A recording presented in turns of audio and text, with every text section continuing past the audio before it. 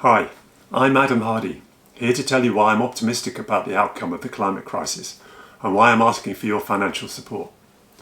To tackle climate change, we need an approach that's fair to people, good for business and industry, and politically and democratically realistic. That's what EcoCore offers, a fair and pragmatic approach to create a beautiful future beyond climate change.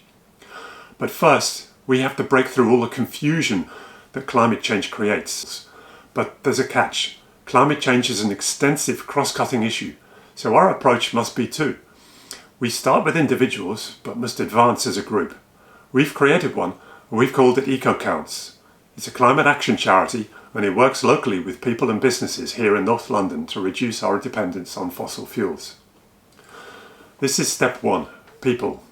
Action combats our existential fears. We inspire each other and foster mutual support. And we record our individual carbon footprints. Facts and figures are crucial.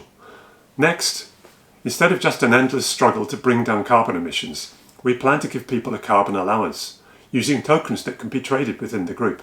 If a member wants to fly to Australia to see the family, they still can. They can trade favours, services or money to get the carbon tokens that they need. Research shows that people in the carbon trading group lower their emissions more than average because the members show higher commitment. This leads to step two.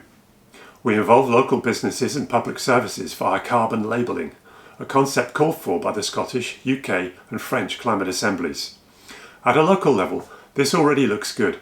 Beyond this though, we advocate for the adoption of an official carbon currency based on allowances that covers the whole business supply chain from consumers to the oil and gas industry.